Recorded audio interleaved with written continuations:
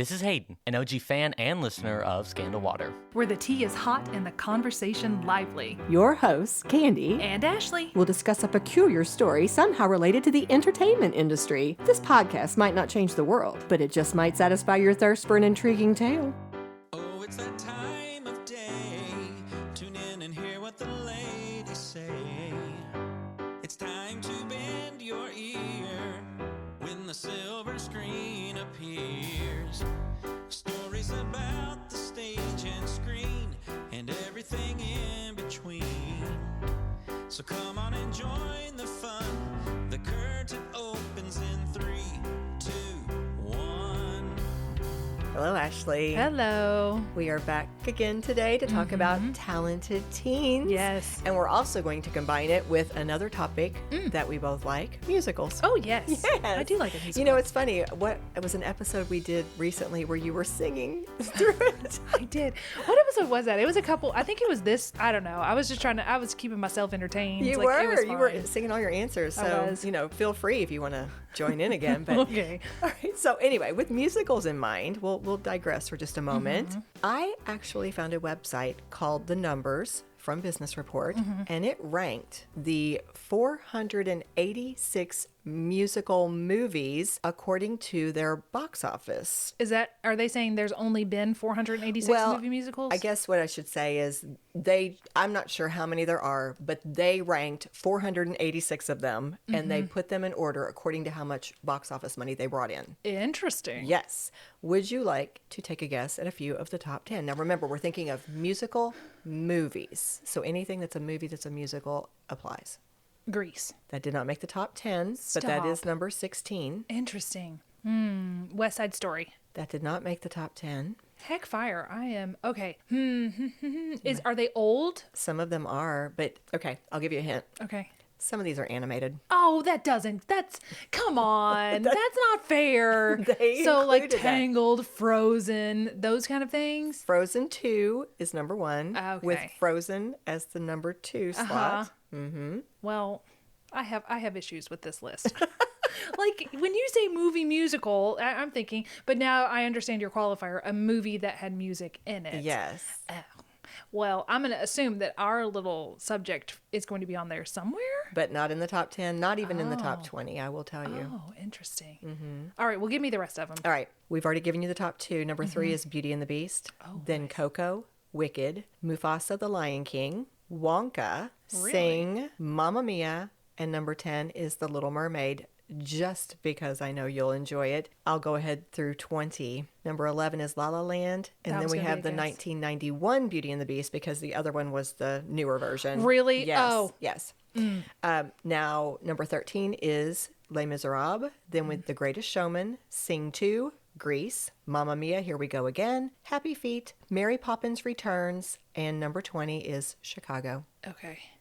Now, I bring this up Yeah. because you've already brought this out. The list includes Yeah. a lot of either animated, if it's for children, or adult, Yeah. right?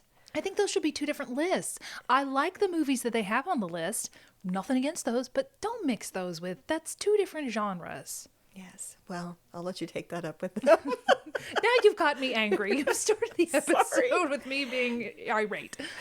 Well, the reason I even brought this up is because we are talking today about a musical, but we're talking about one that is not targeted to adults, nor is it targeted to very young children. It's targeted more towards what you would call, I guess, the tweens. Tweens, teens. Yes, preteens. What grade were those kids in this movie? They were in high school. I know, but They were supposed to be sophomores, I believe. Okay. Yes. We are talking today about High School Musical. But when you come to this list of 486 different movies that were musical in some nature, High School Musical 3 senior year ranks 22. oh, 22. that's pretty high. It's very high, especially when you consider it's not adult and it's not animated. That's true. It's actually pretty amazing. Yeah. It's the first High School Musical movie that was released to the theaters. Was it? Because the Yes. others were on the Disney Channel, I Yes. guess. So, here it is, the only one that was released to the theaters, and it's number 22. That is pretty impressive. I thought it was very impressive. So, we've already said for our final episode in the Talented Teens theme, we are focusing on the worldwide phenomenon of High School Musical.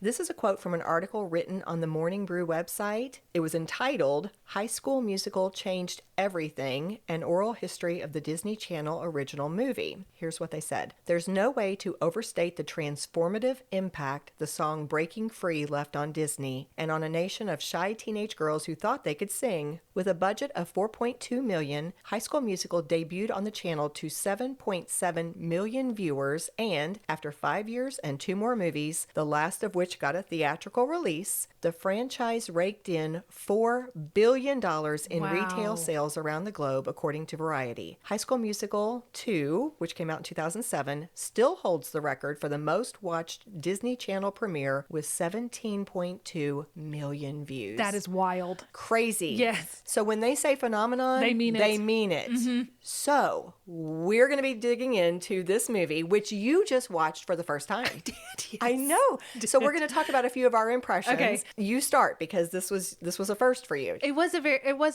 very sweet. It was a very sweet little film, but I remember texting you and being like, that's it, he didn't even kiss her. What the heck? You're supposed to have the big kiss at the end, and they never did that. I was like, what are you talking about? What's going on here? As squeaky clean as you could you get. said it was as clean as you could get. The other thing that really cracked me up was that drama teacher. I was like, why does she have to go that hard? She was such a caricature, but she was so funny. I liked it. I liked the kids. It was just very sweet. It really was. Also, okay, wait. My one thing I wanted to go with, okay, so you all are like, we don't know how to do a musical, yet you're in a musical. You guys are singing all the time. Are you not self-aware that you are now singing and dancing in the cafeteria? That's funny. Yeah. I had not seen it in years and years, and watching it again, I was delighted with it because it doesn't pretend to be something it's not. Right. But it is exactly what it set out to be. Yes. And yes. It's so catchy. As I was watching, I could see the intentionality behind the script and how it was targeted towards these young kids because, I mean, right away you have all the different cliques in school. Yeah. You're appealing to no matter how you identify yourself, you're connecting to some of these characters. And when they had the athletes doing Get Your Head in the Game, so it was good. I also noticed all the parallels to Grease. From the very beginning. And you get up there and you're doing karaoke and you're like, I don't sing. And then she's amazing and he's amazing. I've never sang before and you're both amazing. Like, what? Okay. Yeah. That's cute. I had a note about that too. It is so reminiscent of Grease. Absolutely. Yeah. And I mean, so many other things that I wrote in my notes, but I think that'll get us started. Sure. We'll go ahead and jump on in. This movie was released in 2006, which means it is nearly 20 years old. I can't believe that. I can't believe it's 20 years old and I hadn't seen it before, but there's been kids at the theater that, or when it first got released, they were like, this is amazing. I want to do High School Musical. They all wanted to do the play High School Musical. Oh, really? Wow. Yeah, well, I can see that. So here is a summary from IMDb, just in case you're not familiar. Troy Bolton, the star athlete at a small town high school, falls for nerdy beauty Gabriela Montez at a holiday karaoke party. When they return to campus, actually, she comes in, right? Troy and just like Sandy. That's exactly right. Troy and Gabriella audition for the upcoming school musical. Meanwhile, the jealous Sharpay Evans conspires to squelch their chances. The two must struggle to make it to auditions while also meeting their existing obligations to the basketball team and the academic decathlon. Yeah. Talk about a time lock. They make everything at the climax, everything is on the same day. It's like, oh my gosh, how are they going to do it? That's suspense. Yeah. Yeah. Well, just within the past year, I think it was, Vanity Fair had Zac Efron, who is a lead in this movie, sit down and watch a few scenes from a handful of his most memorable movies and commenting, he would kind of offer commentary and different memories. One of those movies was High School Musical, and he was so cute watching it. And I will even say this. I noticed there was feedback. The comments that were under the clip, it was actually put on YouTube, even though it was a Vanity Fair interview. So many people commented, we love that he's not embarrassed. Yeah. He praises, he embraces his past, Yeah. he recognizes Yeah. what this did for him, and he is so respectful of That's the good. work. And That's so it was really cute to watch him. I'm going to let you listen to just a short clip. I don't even think it's 90 seconds. And here's what he said. Not many people know this, but High School Musical was just a made-for-TV movie, and it was very small. So we had a very condensed shooting schedule and very limited rehearsal time. Our choreographer, Chucky, is actually in that shot, and Kenny Ortega had pretty big ambitions for this movie, but I think he was pleasantly surprised when all the boys were excited to not only fulfill what he wanted, but to take it one step further. This whole sequence with the basketballs and the dribbling in that movie, we started practicing with basketballs, and I think we might have practiced it for 2 days prior to doing all that in sync. We probably had maybe 2-3 hour rehearsals with basketballs. After 5 takes, we nailed it. We got it all in one. They didn't cut from start to finish. And all of us were blown away, and I think that was the first time all of us went, is this gonna be cool?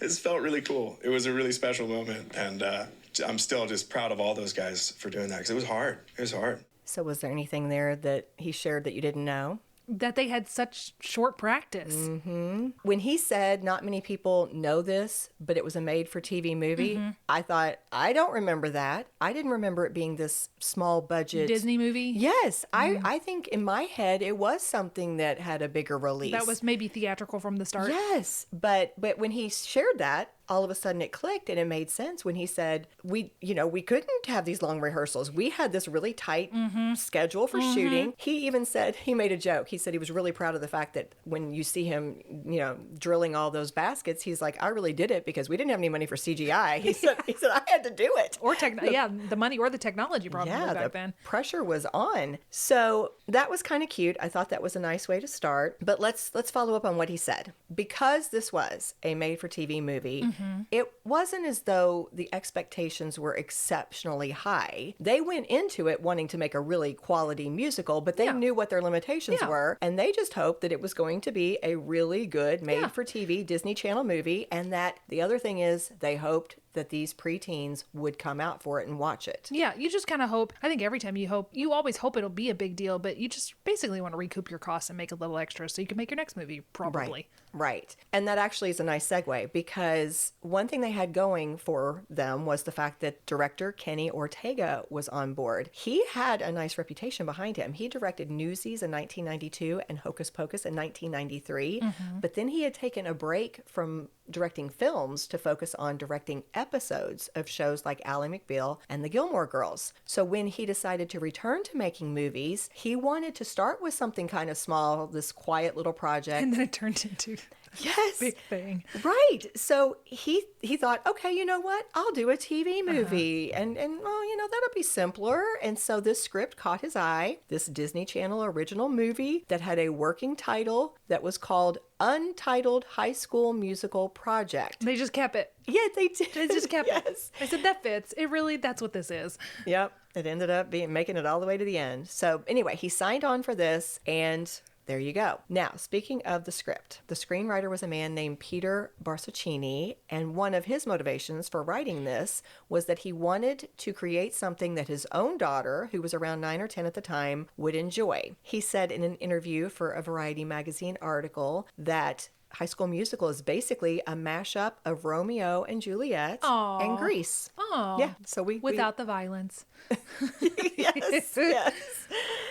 He said he liked the concept of star-crossed lovers, except that he wanted to use jocks versus the math geeks instead of the Capulets and the Montagues. Yes. And he made the joke, we did what everyone does when you need an idea. You rip off Shakespeare. That's right. Yeah. But then he went on to share that the plot was actually also inspired by a real experience from his own high school days. He attended an all-boys Catholic high school, and one day, this star athlete trusted him with a big secret. According to Peter, this friend whispered to him, quote, I'm going to tell you something, and if you tell anyone, I'll kill you. I always wanted to be a ballet dancer. Aww. And so the the writer of the article then made an editorial comment that said, it's not the kind of skeleton that would make kids today flinch, but way back then, he recalls, it would have turned the school upside down. Oh, yeah. Oh, yeah. Yeah. So Peter also used a few other details from his own life here and there. For example, the name of his daughter was Gabriella. Aw. Yeah. And the name Sharpay came from a dog that bit him one time. I thought that's a dog's name.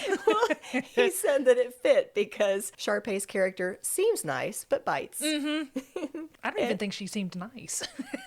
Right? I could see through that girl. Yeah. I don't think it was too hard. So it was one of the few, if only, times in his life that Peter said his script was greenlit on the first draft. He only had to make, I know, he only had to make some minor tweaks.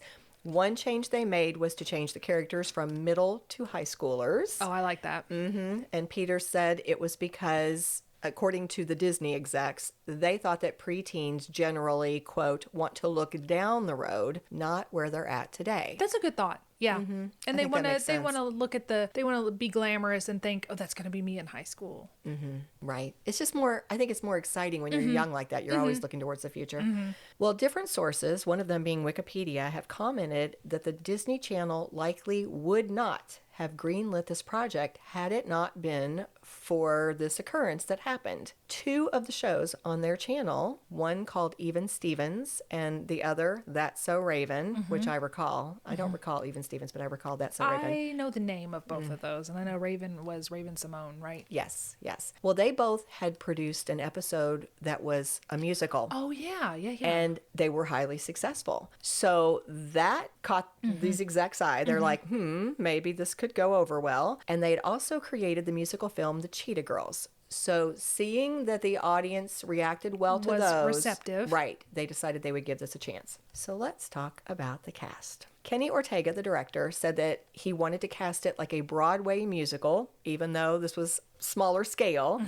And the movie had two casting directors. One of them spoke quite a bit in this interview. It was Natalie Hart. And so she shared, in our very first meeting, Kenny said, this has the potential to be this generation's Grease. He really wanted people who had strong singing, acting, and dancing qualities. So they put these kids through these lengthy auditions that were very intense. It took about 2 months. And Wow, that's longer than probably the shooting schedule. Yeah, they went through countless kids before they finally settled on their cast.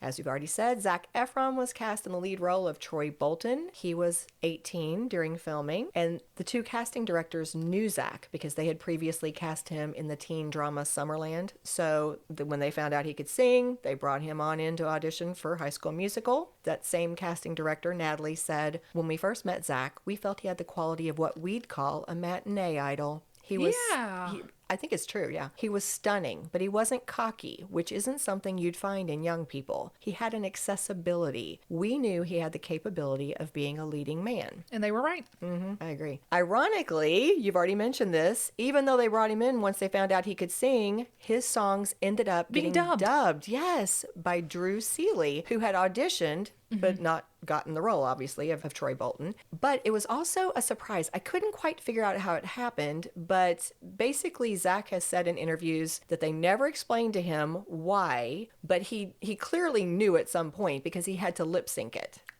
So I was wondering if he sang it and then they had the person go back and sing over top of him, or if he was lip syncing back to the person who had already recorded it, in which order that they did it. Yeah, I'm not positive. He must have sung it at some point. He was singing because he was surprised when they decided to I think change that's what it happened out. in My Fair Lady. Is Audrey Hepburn sang all of the songs, thinking that she was going to be the one to sing it, and then they redubbed her.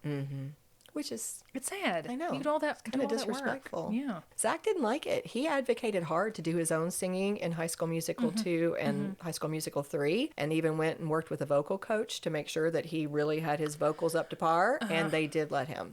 The thing that I read, I think it was on IMDb, is they said the songs were out of his range. They wanted them higher than what, and once they cast him, they redid the songs in 2 and 3 to be more of in his range, which was lower than what they were looking for. Well, good. I mean, I don't know. Well, Vanessa Hudgens played Gabriella Montez, and she also turned 18 during filming. Although she had had guest roles on several TV series prior to this movie, what helped her land the role of Gabriella was the fact that the casting directors recognized her from a sci-fi movie called Thunderbirds, and they thought she had what they called the it factor. She was really sweet. I like that her character was sweet the whole time. Take note, Sandy. You don't have to change yourself for a guy. You can be the nerdy girl and still get the guy. It's fine.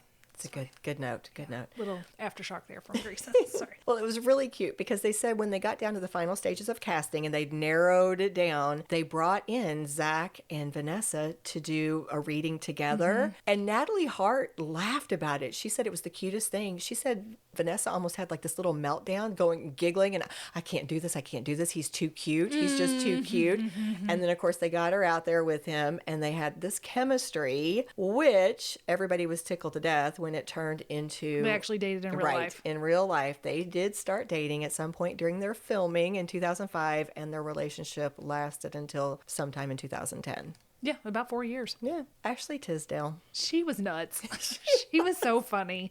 It's fun to be those nutty, crazy, like just no holds barred bad guy. Yes. You know? Just like, gosh. So over the top. Yes. She and the drama teacher. And they were colluding. The drama teacher's like, I'm going to work with you to make sure these clearly talented teens have no chance to be in this musical. Like, where do you think you are? Well, they won her over, though. They did. They did. All right. Well, Ashley was 20 when she played Sharpay, the main antagonist who was antagonizing. She was. She was already well known from her breakout role on Disney Channel's show The Sweet Life of Zac and Cody, so I'm sure she was a shoo-in. She probably didn't have to work very hard for her role, I'm guessing. Now, Lucas Grabeel played her brother. Actually, I didn't realize this. Her twin brother. No. Ryan Evans. Really? Yeah. And her loyal sidekick. He was 22 during filming. All of these were talented actors. I mean, they all had a prior history with acting before they came into this show. He had worked in a handful of different projects, including the third and fourth Halloween Town movies. But until the success of High School Musical changed his life, Ryan had a day job at Blockbuster Video. I'm glad he got that job because he wouldn't. Glad he got the movie because that job would not be here anymore. No, well, that's true. So he has shared at different times, but one of those occurrences was at a recent fan convention that he and Ashley Tisdale did not get along very well in the first movie. Oh. He said that she was, quote, so Sharpay. Yes, he said in real life It was typecasting, everybody. He said she would be like, hey, can we go out in the hall or go outside and go rehearse that scene again? And he'd be like, oh, I don't think, I think we've got it. And she'd be like, oh, come on, rehearse with me. She wanted to direct him. Yes.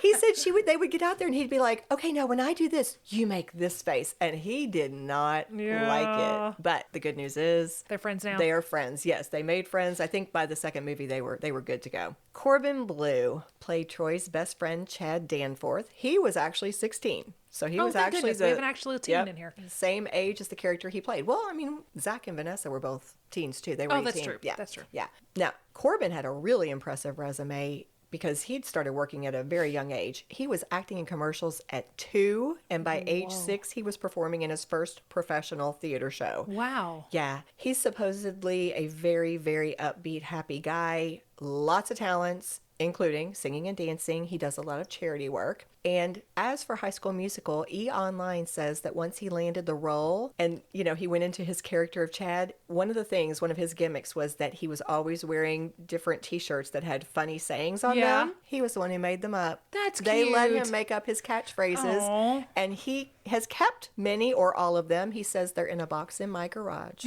Yeah. Very nice.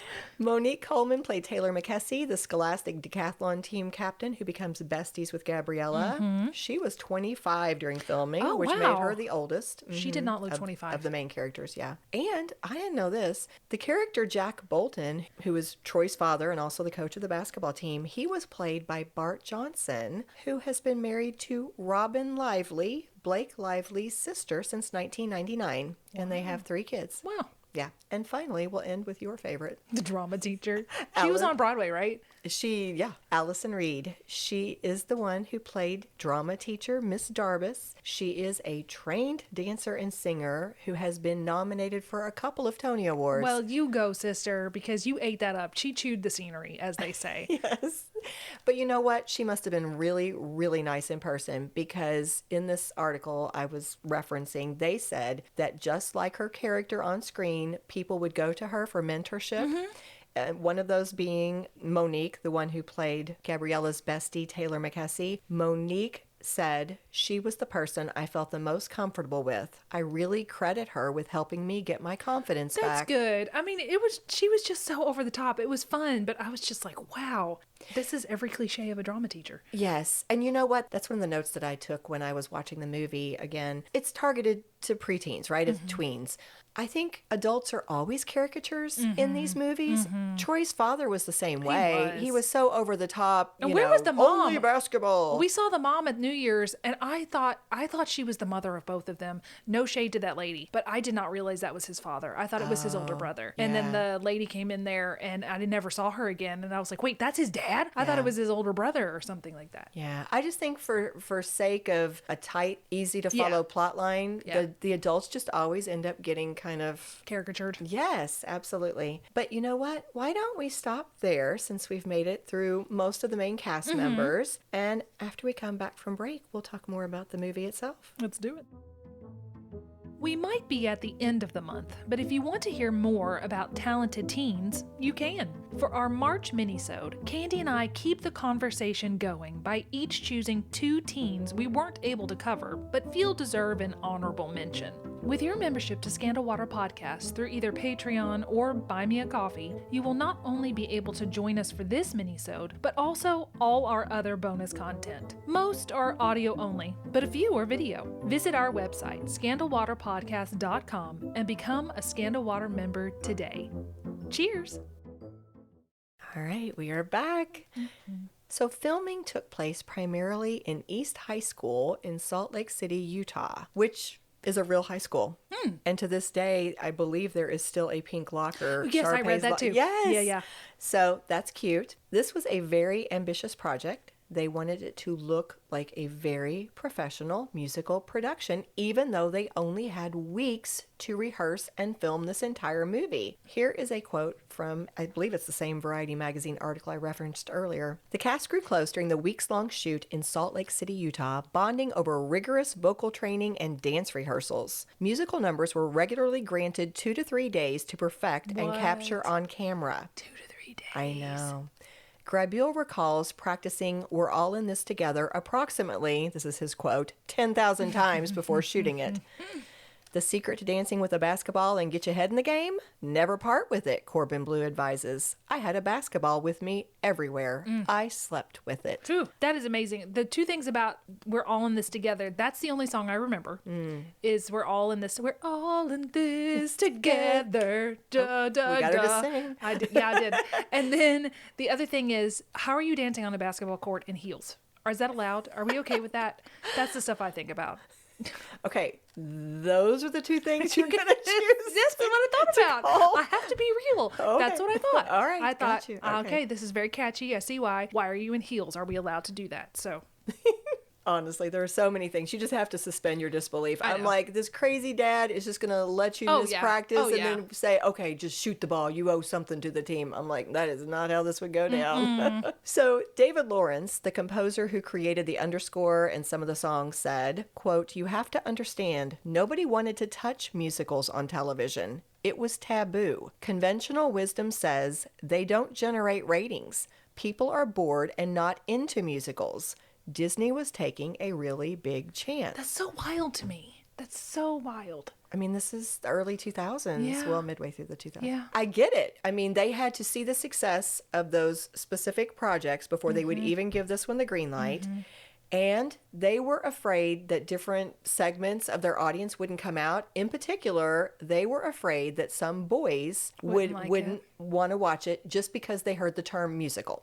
That they would think, oh, I'm not going to like a musical. So they intentionally placed their musical numbers with the boys in mind. Peter Barsaccini, I've already mentioned him, he was the screenwriter. He said, we made a conscious decision to make the first song a karaoke number. That was the song, The Start of Something New. We thought we will fool them into watching a musical. The second is Get Your Head in the Game, a guy's number in the gym. By the time it became a musical, they didn't know they were watching a musical. That's smart. That's really smart. If you're not sure if people are going to like it or not, just kind of, like they said, lull them, trick them. Oh, you're watching it. Now you like the people, and now you want to see what they're going to do. Yeah, you're hooked. Yep. And I'm going to tell you, I thought Get Your Head in the Game was amazing. I thought that was the big basketball number. It was so good. And their choreography with the basketballs. Now knowing that they only had 2-3 hour practice sessions with that, isn't that what he said in the clip? And they didn't have hardly any time. That is impressive. That is some talented teens. Absolutely. I'm very impressed. You said it. With the theme being talented teens, these are some kids who were incredibly motivated. I mean, they were working so hard. They were going for it. And it paid off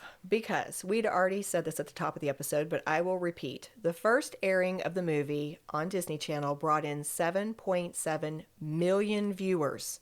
That's a lot of people. Can you imagine? Can you imagine how we would feel if we released a podcast episode and we had 7.7 million downloads? It's crazy. We would be out of our minds. You would just find us in the street laying down, just like, what? Take me now. There's nothing better.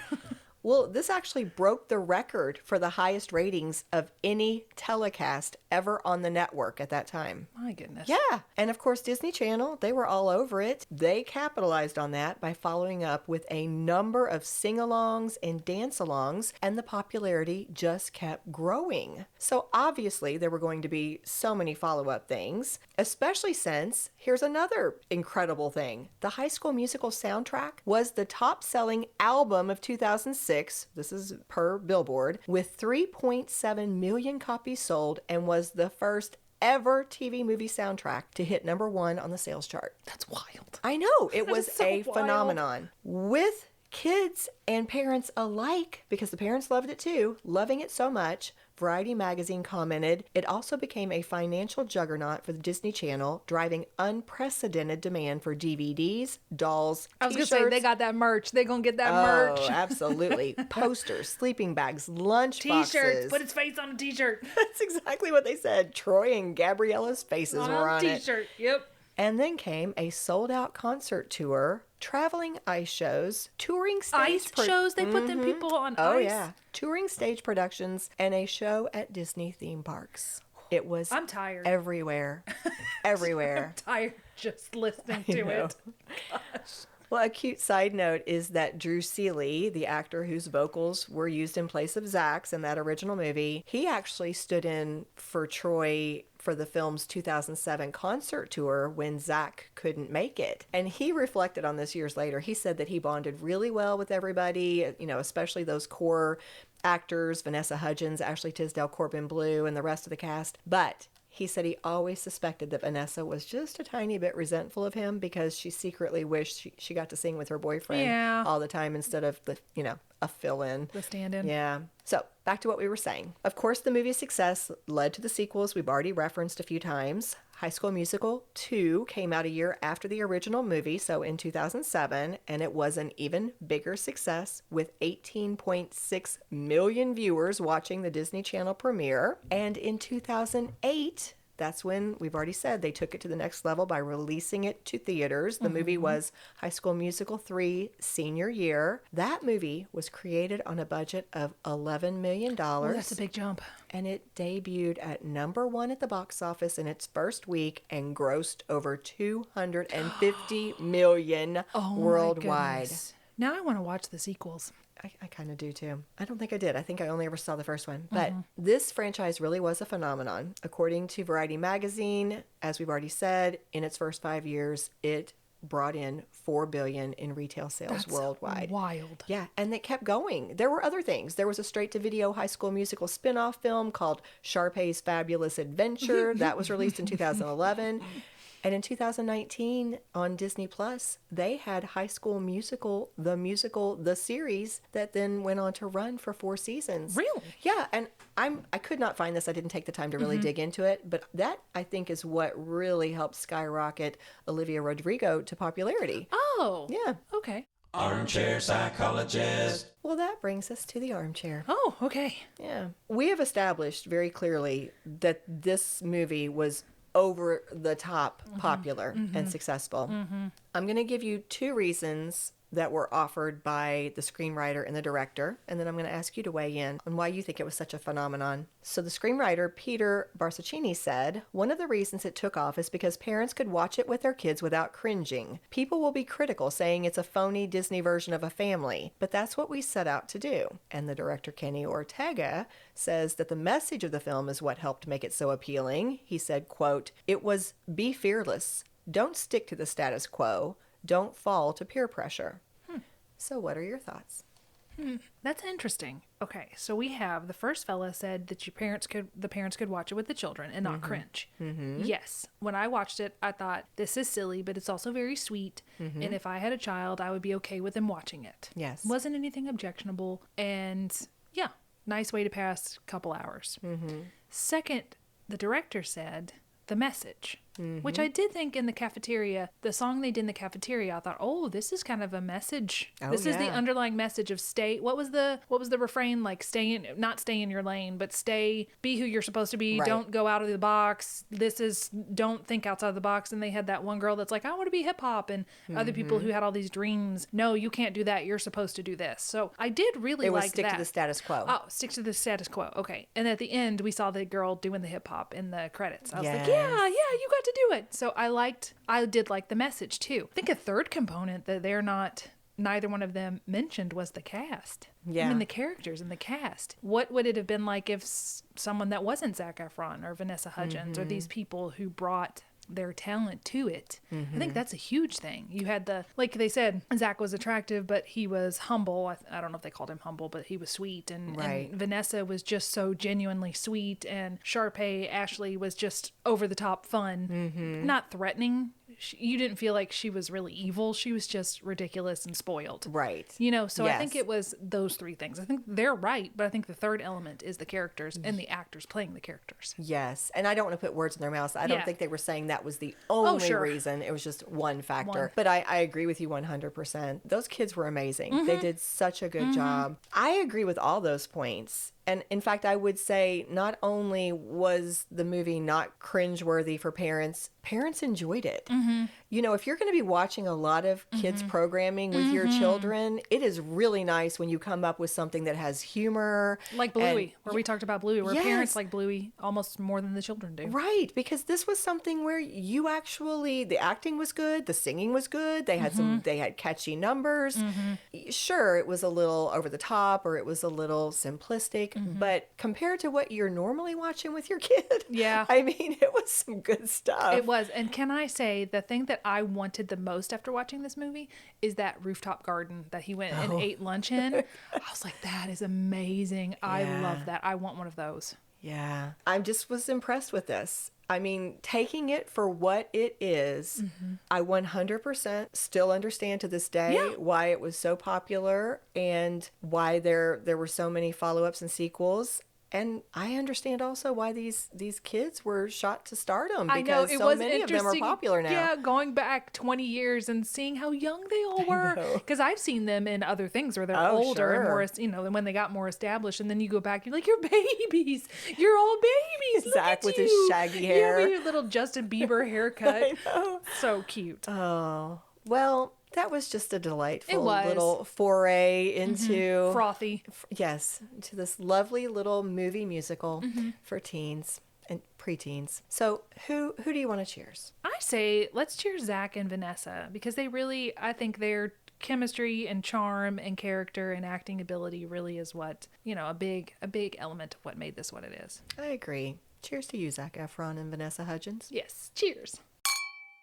If you love what we do, please rate and review our show or become a supporter through Buy Me a Coffee or Patreon. Whether a single gift or recurring monthly donation, your support is what allows us to keep the tea brewing. Subscribe on your favorite podcast app or the Scandal Water Podcast YouTube channel, and follow us on Facebook, Instagram, and TikTok. Show notes are available at our website, scandalwaterpodcast.com, where you can also access the merch store and more. This episode was executive produced by Candy Thomas, that's me, and Ashley Raymer Brown, that's me. It was researched and written by Candy Thomas and edited by Ashley Raymer Brown. A special thank you to Josh Martin, who wrote, composed, and performed the Scandal Water theme and other music, Matt C. Adams, who created the artwork, and Joshua Reith, who designed our website and provides ongoing technical support.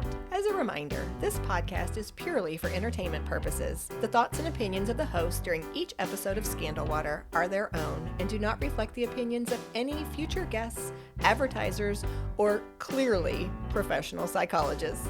Thanks for listening.